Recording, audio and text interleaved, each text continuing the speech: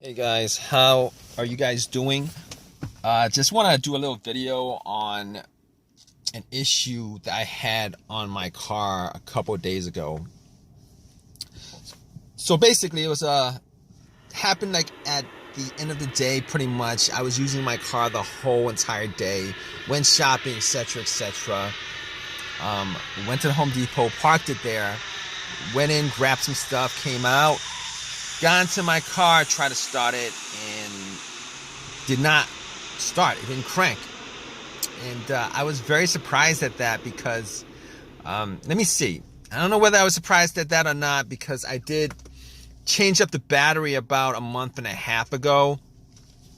So I was a little bit surprised that happened because I had that issue happen, about a month ago when I had to go out and change up the battery. Pretty much the same situation, kind of, but kind of not. So basically, everything worked, kind of like the same situation as a month ago. Everything worked in the car. Blower motor worked, the heater worked, the dash lights came on, remote worked, everything worked. All right, and it wouldn't crank at all. I tried to crank it a couple of times. It would not crank at all. I just heard a click every single time I try to, start it. I just heard a click every single time. So had me scratching my head a little bit, and I thought that battery situation was fixed for a long while, years, because a new battery should last you about 4 to 5 years. But unless there was an issue with the battery itself, or maybe, the terminals were loose or something like that. But anyway, I went out and turned on the headlights, the headlight beams, just to see how strong they were, see if it was actually the battery that was the cause of it. And the beams were very, very, very bright. So at that point, I was kind of on the fence about whether it was battery or not. Opened up the hood, popped it, and looked around the battery area just to see whether it was something wrong with the way it, the terminals were plugged in, and I was looking at it, and the terminals were a little bit dirty. So I took the terminals off, had some Coca-Cola, poured some Coca-Cola on the terminals, got some paper towels that I had, and wiped them, popped them back on, and then tried to start the car again, and it would do the same thing. It wouldn't crank at all. Everything else worked, it just would not crank. So at that point, I went back out, rechecked the terminals, made sure they were tight, and they were tight enough. I mean, I was able to wiggle them loose and stuff, but they were tight enough. All right, they were tight enough. So I didn't think that it was the terminal that was the issue, because they were clean enough also. And at that point, I was like, maybe I should look at the negative terminal just to see whether the ground was connected to the frame of the car, whether there was any kind of rust or any kind of corrosion there. So I checked it out, and everything was clean. And that negative wire is the ground wire to any vehicle. So I was like, okay, all right. Let me see. The battery is good. Terminals are good. And at that point, I was like, okay, I'm gonna take out my power pack that I bought from Walmart when I got the battery, just in case one of these situations happen again, because just to save myself some time and stuff like that. I popped it on, and I was for sure it was going to crank up. All right, and I tried to start it, and nothing. Same thing, click, didn't do a single thing. So at that point, I was able to rule out the battery altogether, and I was able to rule out the alternator being the cause of the problem.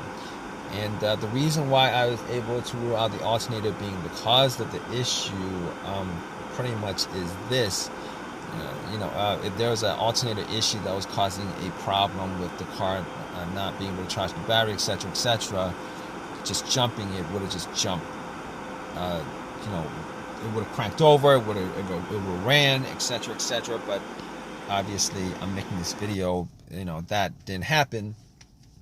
So I was like, okay, that's probably not the issue at all. So I was able to rule out the alternator, the battery, the ground wires, the terminals, which for the most part, many times, those would be the main issue of something like this. So at that point, I was scratching my head over it. I was thinking, what else could it be? I mean, could it possibly be, something wrong? And I did have a check engine light, and I know that check engine light was for emissions. All right.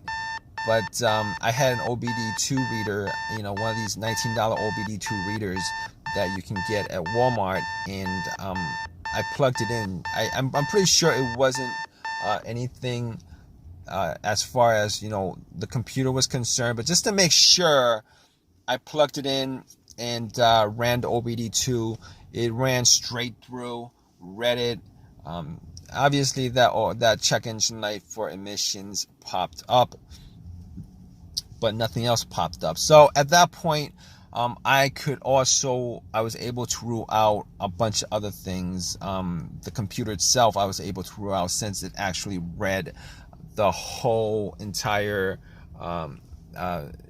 ECU of the car's computer. It was able to read that, so I could just rule that out. I was able to rule out anything else that may have a sensor that would cause it, but I'm pretty sure with a no start, no crank situation, it really doesn't have that much to do with sensors, as far as the mass airflow sensor, the throttle position sensor, crankshaft, and all that stuff, because normally those things going out, it would actually create a situation where you could crank up your car, but you just wouldn't be able to start it.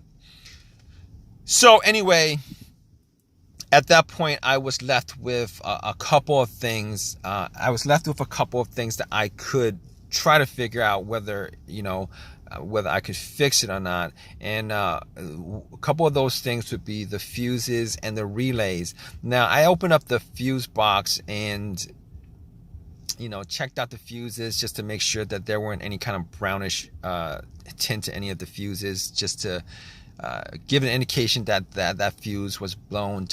I wasn't able to smell anything that was burned, so basically I knew that it wasn't, that, and I couldn't pick it up. I didn't have a fuse tester with me, so I couldn't pick it up if any of the fuses had issues. But from eyesight alone, I could tell that none of them were probably the problem. But I can recall two cases where I've had issues with this kind of situation, where I had a no crank, no start, where the fuse was the cause of it. One of those situations was with an Acura, and the main fuse of that car was blown. The main fuse of that vehicle was blown, and it pretty much caused an absolute power outage throughout the whole entire car.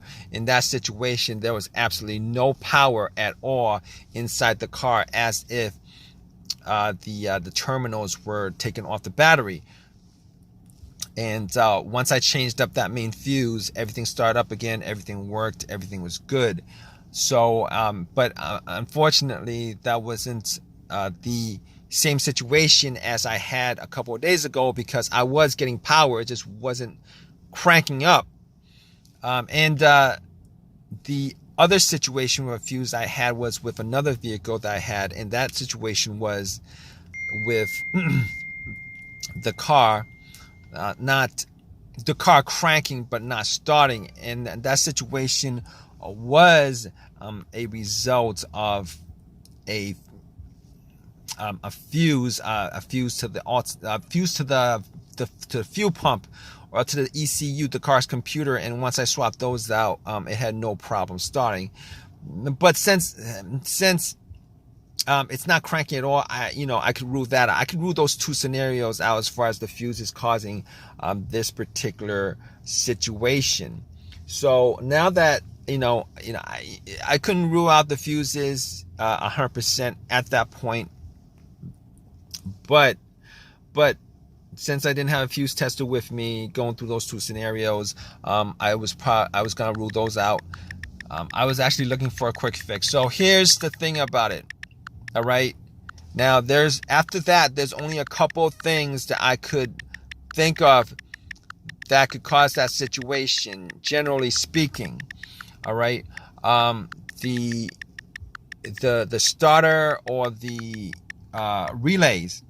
Now, I didn't think it was the starter because I did change out the starter about a year ago. The starter was changed out a year ago. So, and the starter that I bought was a brand new starter. Now, there are chances that the starters do go out. But in this situation, I was thinking rebuilt starters go out more than new starters. And the starter that I bought was an OEM starter. Okay, so I was like, okay, I was crossing my fingers that it could be the relay that was the issue. All right, that's me crossing my fingers, thinking about that was one of the relays, probably a starter relay that was causing the issue. And I went to looked at the relays, checked the relays out. Obviously, if you guys know anything about relays, it's not something that you could probably visually check to see whether something is wrong with it or not. Normally relays make clicking noises and stuff like that, and I was hearing a click, but it could have been the clicks were faint. I was hearing a click. So anyway, I got out. Anyway, I checked out the relays and found out where the starter relay was. What I did was I took it out just to inspect it, just to see whether there's any kind of corrosions on the stems or not, and didn't see too much corrosion on the stems. Now, normally, what this situation would entail, as far as me testing it was concerned, was if there was somebody else who could listen to the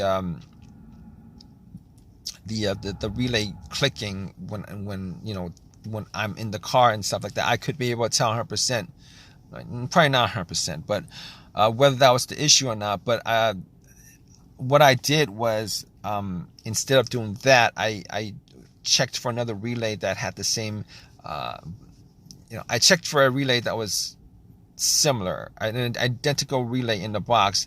And what I did was, just to test it out, I took the relay out and then swapped it. I took the relay out and then swapped it. And once I swapped it, I tried to crank the car up, and bam, it actually cranked up. It cranked up.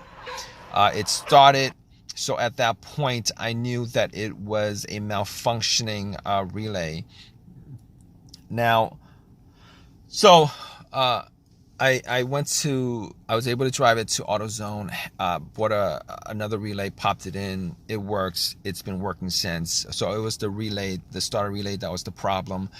Just want to tell you guys that I did hear the click. I think the relay was malfunctioning. It was working. The relay was working, but it was malfunctioning. I think that was the main problem with the relay itself. The main problem with that issue was that it was working, but it was malfunctioning. Now, I didn't really care enough to do that test, but I did hear the click. And normally when you hear the click, it means that the relay is working, which kind of caught me off guard. But it was working, but I think it was malfunctioning. That's why it wasn't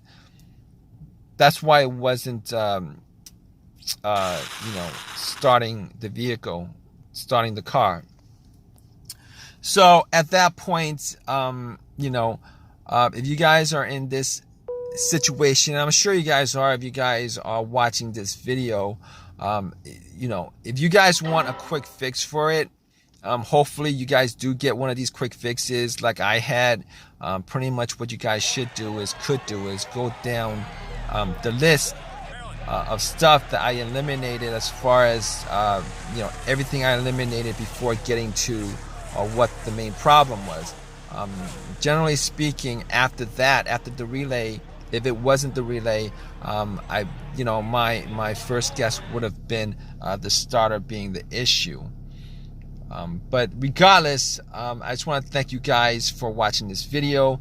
If you guys have a comment, please leave a comment in the comment section. Please subscribe, and please give me a thumbs up if this video has helped you guys out in any way. All right, guys, take care.